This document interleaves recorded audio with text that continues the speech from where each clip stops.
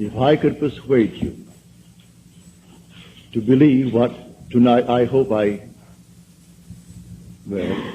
will try to, your entire world would change.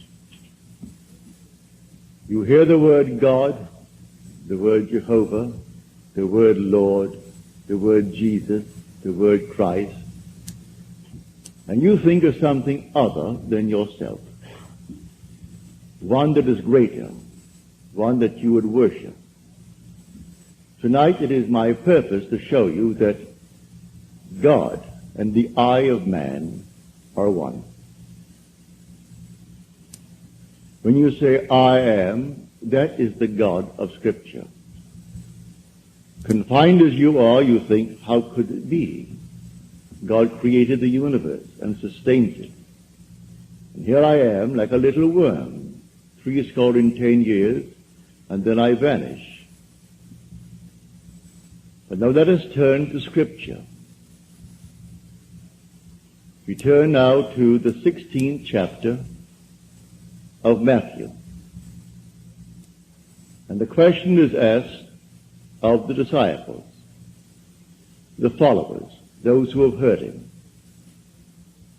And he said to them, who do men say that the Son of Man is? And they reply, well, some say John the Baptist, come again. Others, Elijah. Others, Jeremiah, or one of the prophets. And then he said to them, but who do you say that I am? And the spokesman called Peter answered and said, thou art the Christ, the Son of the living God. And he said to him, blessed art thou, Simon Bar-Jonah, for flesh and blood could not have told you this, but my Father who is in heaven. So here he equates the Son of Man with the eye of man, not the organ that sees or through which you see, but your sense of awareness, that I amness, when you are aware of being, your consciousness, your human imagination. So he equates the two. The Son of Man spoken of in the Old Testament and brought forward into the New is nothing more than the eye of man. And he calls it the Christ and defines Christ as the Son, of God. Now we find Christ being defined in the New Testament as the power of God and the wisdom of God. So the eye of man is the power of God and the wisdom of God. If man does not know it, well, then he will not exercise that power. He will not exercise that wisdom. So tonight I am trying to persuade you that when you say I, before you say anything, that is the power and the wisdom of God. And you can't separate the power of God and the wisdom of God from God. So you will say in the end, I and my Father are one, for he is called the Son of God. Now we are called upon to test this, if it be true. Can we test it? I hope you'll put it to the test. When I tell you that your own wonderful I amness is God, though prior to that you believe that you are little something, moving across the earth for a few years, 70 years, and then you will vanish, in the hope of some restoration, but a hope, no assurance. Well, now I'm going to tell you that you really are God. Your own wonderful consciousness, your human imagination, that is the God of Scripture. And there is no other God. Imprisoned as you are in these bodies of flesh, You did it for a purpose. Now let us see what it tells us about this Son of Man that is now equated with the I of man. No one has ever ascended into heaven but he who descended from heaven, the Son of Man. You'll read that in the 3rd chapter, the 13th verse of John. So here we find you are a pre-existent being. No one can ascend into heaven but he who descended from heaven, the Son of Man.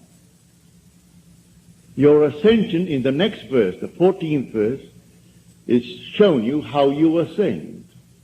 As Moses lifted up the serpent in the wilderness, so must the Son of Man be lifted up. That's all imagery, and yet it is true. You descended into generation in a world of death where everything begins, it waxes, it wanes, and then it disappears. But there's something in you, clothed in this garment, that does die, that is pre-existent, and its home is heaven, which is harmony. You gave it up completely. You aren't pretending that you're a man. You descended into man. You became man. With all the weaknesses, all the limitations, all the restrictions of man, to experience this world of death and decay. There will come a moment in time that you will ascend from this restriction, taking with you the experience that is yours because of this restriction. And you will ascend in the same manner that Moses lifted up the serpent in the wilderness. That was an adumbration. That was a foreshadowing. You will rise from the base of your spine, up your spine into your own skull, for heaven is within you. And you will rise like a fiery serpent, without any loss of identity. The form you wear, I hesitate to describe it. I will tell you that your face is human, your hands are human, your voice is human, but do not ask me to describe the body that you wear. It's infinite power, infinite wisdom, and yet it is a form. You are that fiery being that descended, not because of anything that was wrong when you descended. The fall is not because of any mistake on our part. It's a predetermined plan to come down into the world of death and decay and overcome it. If coming down, wearing these garments, we knew who we were, pretending that we were men, we could not accomplish it. Any more than an actor on the stage, pretending that he is Hamlet, can actually play that part. He has to actually assume it, but even then it is still with a little something in his mind. He knows he is the great actor who tonight will go home to his lovely home, and he'll take off the garment and hang it up once more, and tomorrow he'll replay the play. You don't do that in this play of God. You don't take off the garment. You wear it for your 70, and if by strength, your 80, or maybe even longer, or shorter. But the eye of man is the God of Scripture. Put it to the test. Let me now, first of all, before we go into the testing of it, make clear what I said on the last lecture night, Friday night, prompted by a question that was asked here. For I had said in the previous lecture that there are ranks in heaven as they are on earth, for this is only a copy. Everything here is a shadow. It's a copy of the eternal realities.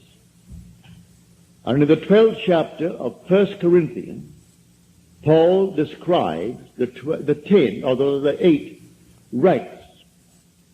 He does it many times, but he never changes the first 2. The first is always the apostles. The second, the prophets. The third, the teachers, and then he goes on. Miracle workers, healers, helpers, administrators, and the speakers in tongues. But he never changes the first and second, the apostle and the prophet. You might think, because I told you I am sent, and the word sent means an apostle, that I am appropriating unto myself a certain first rank. But now, to put your heart at peace, I'm going to quote the 11th chapter of Romans. As of old, for there are always a remnant of old, and the remnant simply means the elect of God. You're not elected because you're born by accident into some ethnic group. Has nothing to do with that. A descendant of Abraham after the flesh is not necessarily the elect of God. You are chosen from any race, any nation, any religion. Well, how the choice is made, no one knows. It remains the Father's secret. But Paul qualifies it in this manner. There is a remnant to this day, called by grace. And if by grace, then it is not on the basis of works. Otherwise, grace would no longer be grace. Therefore, no one who is called and sent can brag. If he brags, he is not the sent. Because it's all by grace. He didn't earn it. It's not by merit. It is simply a secret known only to the Father. So when we are called, incorporated into the body of infinite love, who is God, and then sent, let no one who is sent raise a finger to brag, to boast, for it is all by grace. Read it in the 11th chapter, the 5th and 6th verses of Paul's letter to the Romans. So now I have stated that. So do not think for one moment when I tell you I have been called and sent that in any way I am trying to act superior. For there is no intrinsic superiority to those who are called. Now, he uses an analogy, which I do not think adequate, but you can read it in the book itself. He uses the analogy of the human form, that not all are heads, eyes, nose, teeth, and so on. But that is a weak analogy. Nevertheless, he uses that to show you the different parts in one body. But now to come back to make this a very practical night. Believe me that when you say I, before you say I am John, I am Bill, I am this, I am that, I am the other, you are declaring yourself to be. And that sense of being is God. That's God. Now what are you going to put on it? All things are possible to God. All things. You could say now, as you're seated here, after first affirming that I am, you could then assume that I am, and you name exactly what you want to be. If you believe what I tell you about your own I amness, and remain faithful to what you have assumed, that assumption will harden into fact. When you pray in the true sense of the word, you do not pray to any external God.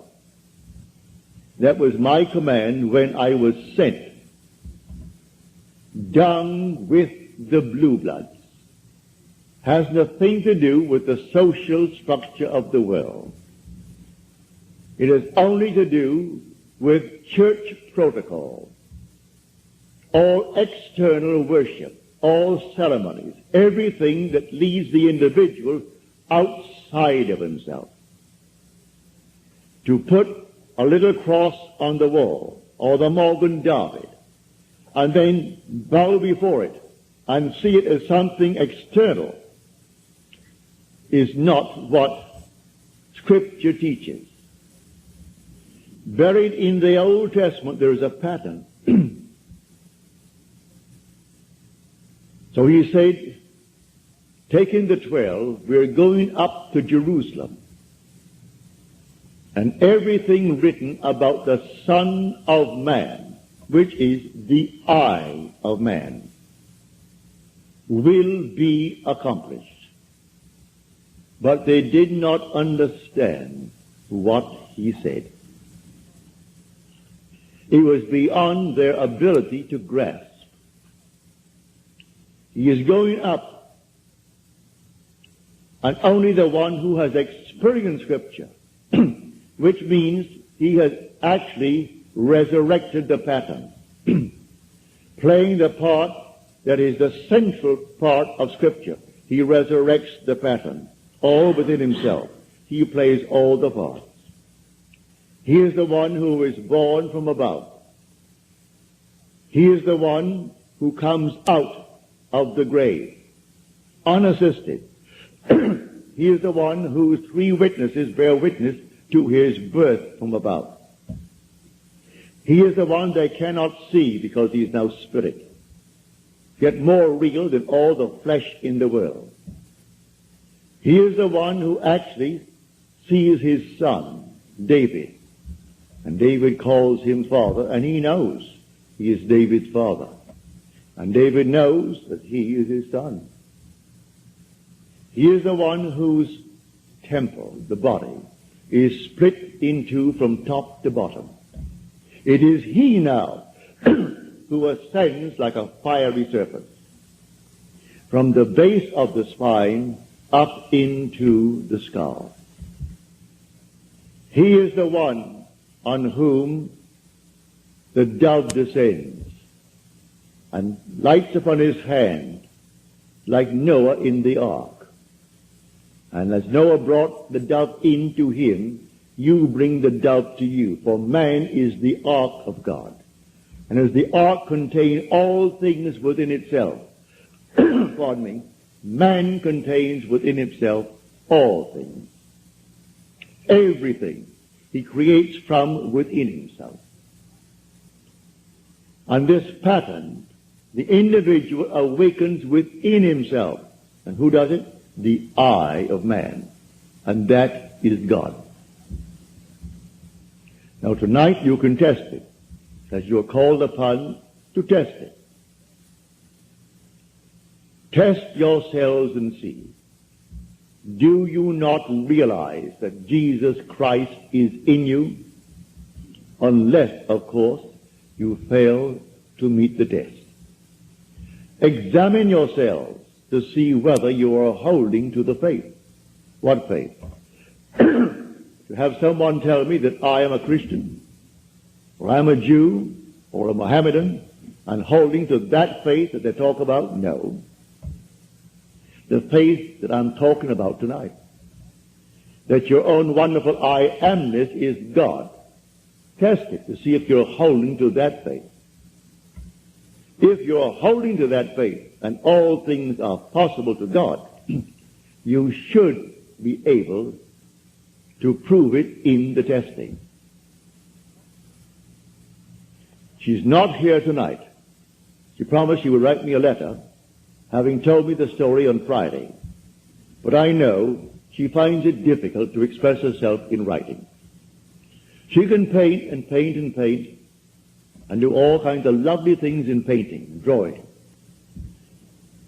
And when I say to her, please write it that I may tell it to my audience before I close, but I have no future plans after I close on the 29th. So I would like to share your experience with them to encourage everyone in this world to do what you did.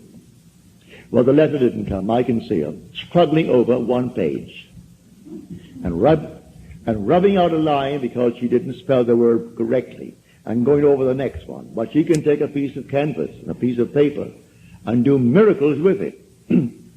But because she's restricted in writing a letter, she didn't send the letter. But the essence is this. She is now a divorced girl with a little boy, handsome little fellow. Well, when you're living alone and you need money and you have a child to support and you have a home, all the things, and the money isn't coming in, then you're up against it. So she said, I blew my top, as you're told in the Psalms to do. Pardon me.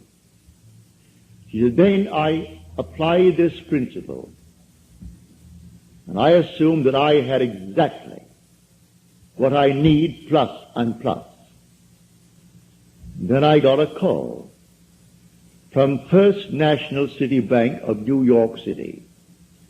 Now that is the second largest bank in our country. Bank of America comes first, they are second, and Chase Manhattan is third. Given me an order. She has no agent. This is an unsolicited statement. An order for $5,000, which she can execute and deliver within a month. Well, the First National City Bank of New York is not going to be hard-pressed to pay her immediately $5,000. If she called them and told them to pay it in advance, they would willingly pay it in advance. And she said, I can execute that order in 1 month. But I want the details. I had hoped she would send me as she promised last Friday, but knowing her restriction concerning the use of words. She can use the brush and use the pen and use the pencil, but she's limited in the use of words. Eventually, she will send it, but I had hoped to have it by tonight. So I could give you exactly what she did. But this is what I do. Having convinced myself through experience, I have come to the conclusion that because I am aware that I am, that is God.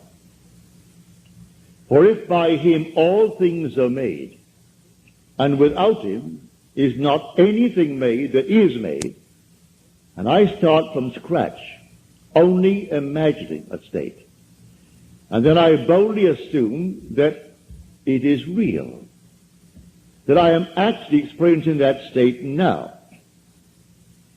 And then in the not distant future, that state crystallizes in my world. Well, then I have found God. I have found the source of the phenomena of life. My only concern then is to share it with others and tell them, for they're all one. We are one. No one is greater than the other, not fundamentally. In his claims of what he is in the world of Caesar, he has more money, or he has so-and-so and so-and-so, but basically the same creative power in the man tonight behind bars serving life is the same creative power of the one who sentenced him to life. It's the same being. There is only one God. Hear, O Israel, the Lord, our God, the Lord is one. And the word translated, the Lord, is Yod He Vav He. Properly translated is I am. When you go unto the people of Israel and they ask you, what is his name? And you claim that the God of Abraham and the God of Jacob and the God of Isaac sent you. You say unto them, I am has sent me. That's my name forever. And by this name I shall be known throughout all generations. But man finds it difficult keeping the tense. And so he speaks of thou art, or he is. And he never actually comes down to the fundamental and knows that I am. I am the cause of the phenomena of my life, good, bad, or indifferent. I have to live with it and change my assumptions if I would change the world in which I live. But now, can I help a seeming other? I say you are myself pushed out. Can I help another? Yes, because there's only one. If your request of me comes within the framework of the golden rule, something that I would like done to me, then I can willingly help you. If you ask of me that which does not come within the frame of the golden rule, do not ask it of me. I grant you complete freedom to go elsewhere and go to anyone who will tell you they can do it in spite of what he said. Go ahead. But if anyone asks of me any request, all that I do is this. It's so simple. We are told in Scripture, whatever we ask of him, knowing that he hears it, it shall be done for us. If we know he hears it. Well, can you imagine you seated here on the surface of your being, a rational being, knowing something that the depth of your own being that encompasses you doesn't know? So you know, and you think, well, he doesn't know. Well, read that in the story of Ezekiel. You'll read it in the 38th chapter. And these are the elders of Israel that went into the dark room. And they are carving on the walls all gruesome things. And they said within themselves, the Lord does not see us. And the Lord is speaking to his prophet Ezekiel. And he said, the elders of Israel say that I do not see them. And watch what they're doing, making all these abominable things within the great cavern. They will all reap them, because I see everything that the elders of Israel see. But they think because it's dark and it's a cavern, no one knows what he is doing. That God doesn't know it. I have said time and again, there is no fiction in this world. You might have heard the story, and you read the story, concerning the seajacking of the Queen Elizabeth. You might have read the article in Time that some girl at Hunter College wrote that story in detail. And she was so shy when it came to the point to be read, she could not read it. She's a shy, sweet lady with a gift of writing. She wrote that in detail, including those who seemingly participated, a terminal case in cancer, and one who is running away from the law, who has not a thing to gain, and therefore is quite willing to blow the Queen Elizabeth with 2,200 souls aboard. And everything is completely in detail in her fictional story. If imagining creates reality, there is no fiction. So, someone expressed her thought. and called the captain while at sea and demanded $1 million and would settle for $350,000. Well, it must have cost them, more than $1 million to stop that huge hulk in mid-Atlantic and then feed 2,200 people 4 times a day for the extra meals that they would have coming to them. Plus all the things that you put it all together, it would cost more than $1 million. And a little girl, possibly writing this for her PhD, or writing it for some reason, and she writes it in detail. They gave her name, so you can contact her. They gave the school, it's Hunter College in New York City, and everything in detail, pardon me, is told in that story. So I tell you, you sit down and write fiction. Need not put it down. My friend wrote fiction. She had a large sum of money coming in. And she went to town within herself, and she wrote in herself, and blew her top, as it were.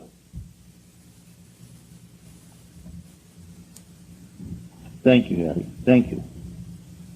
Didn't drink enough tonight.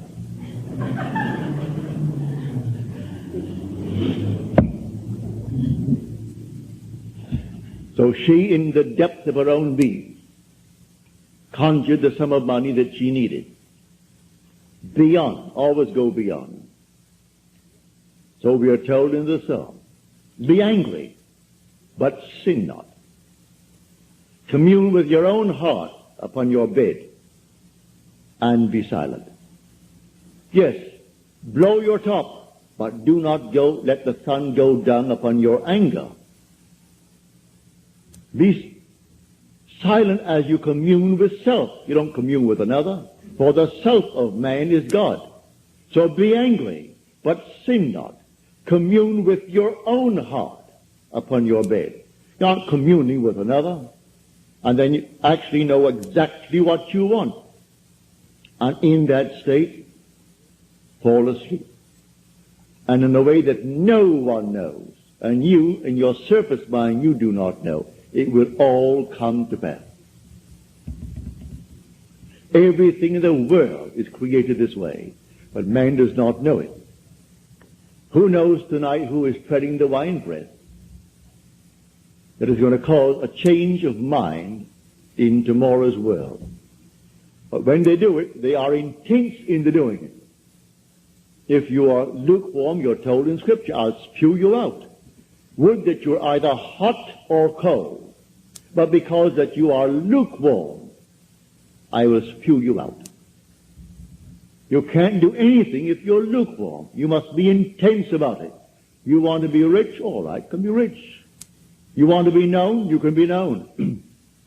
No matter what you want, but you must be intense about it. And then commune with your own heart upon your bed, and then let it drop. You'll read that in the 4th Psalm, the Psalm of David.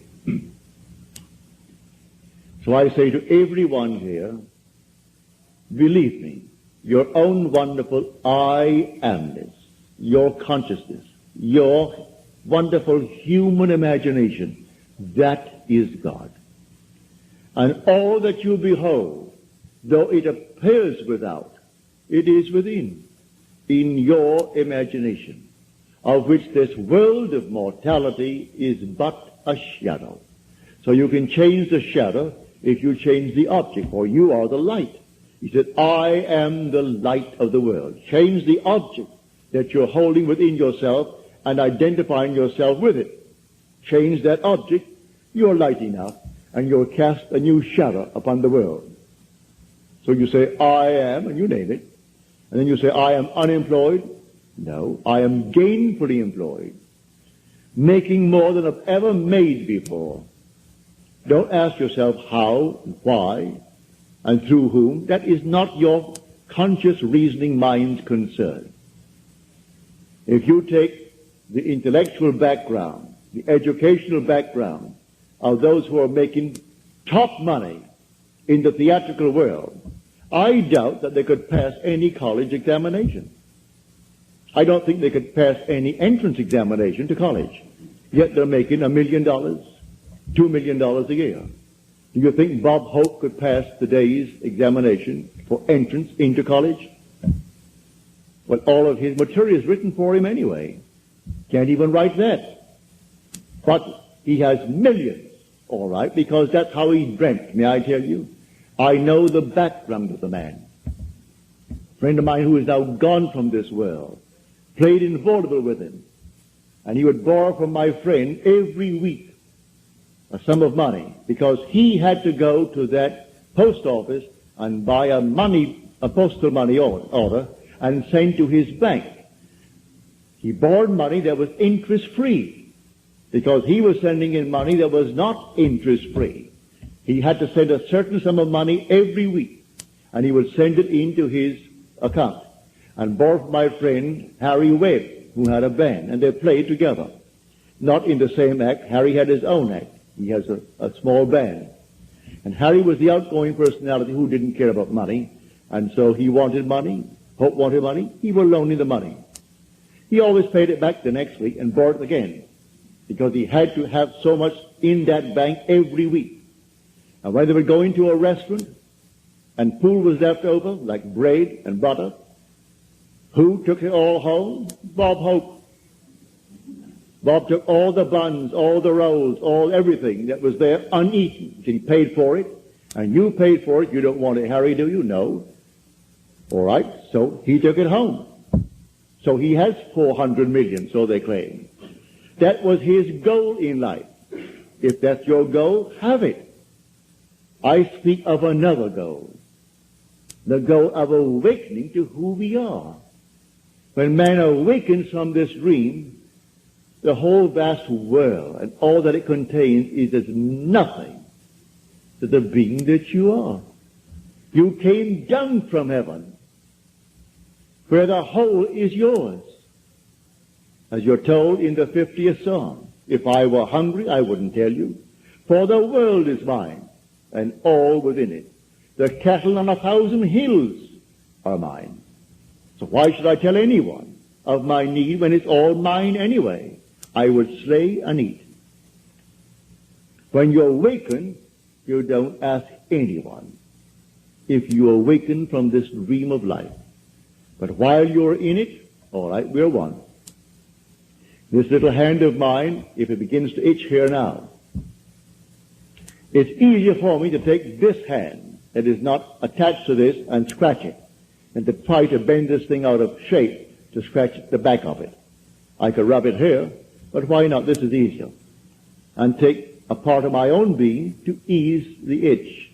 Because there will be all one pushed out. So you can do it.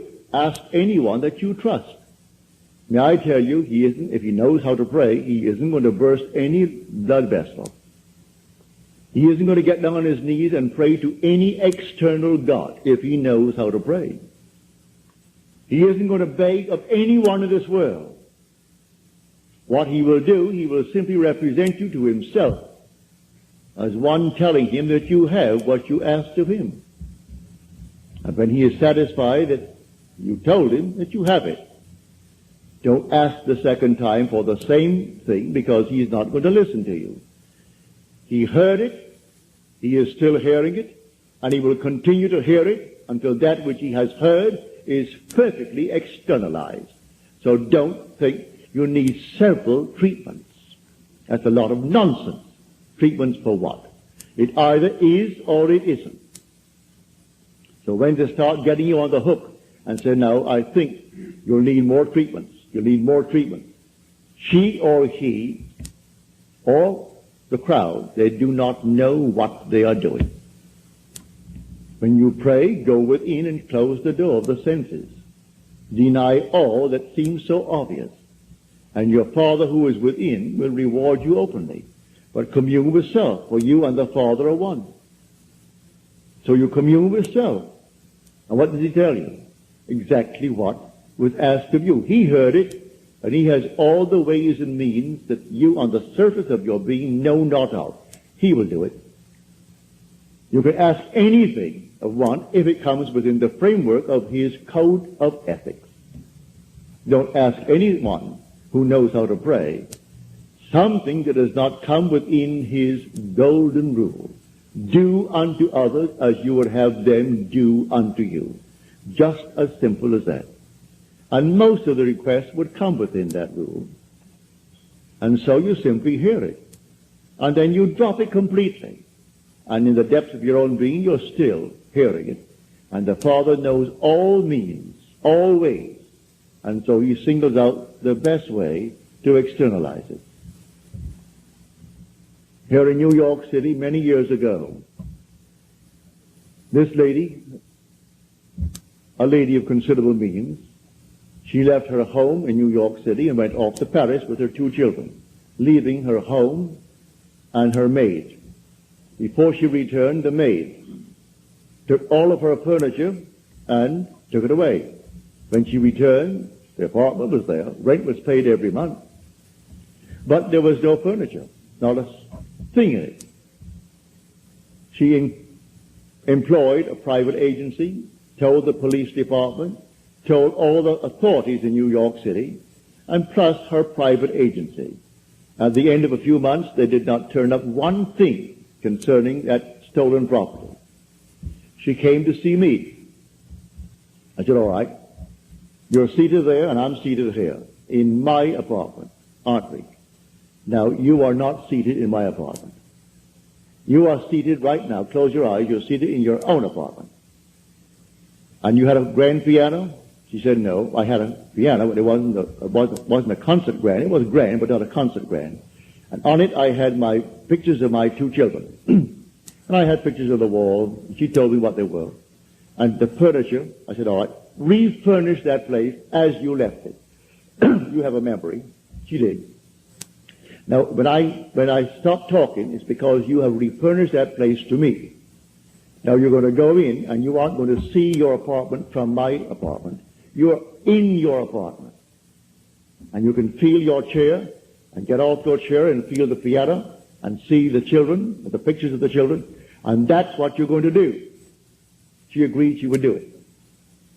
And then, we simply broke the spell. What did it take? 2 minutes? 3 minutes? That week, she went to her bank on Madison Avenue.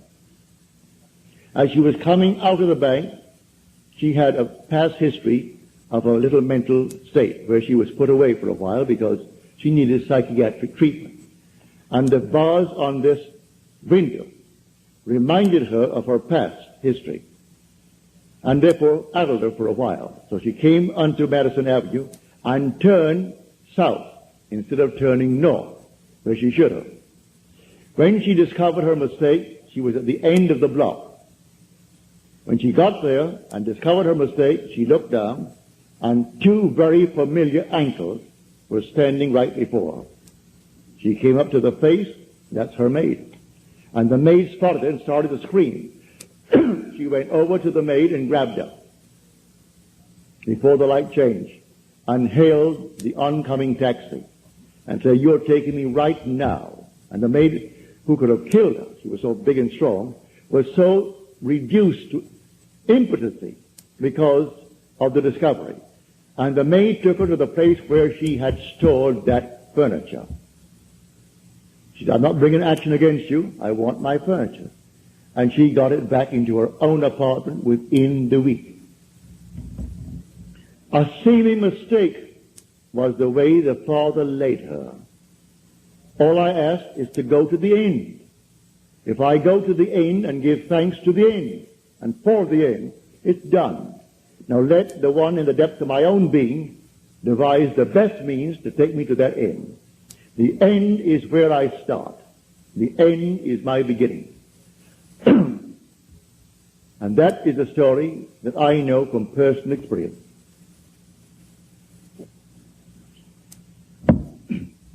So do not attempt to devise the means and tell the one that you ask to pray for you how it should be done.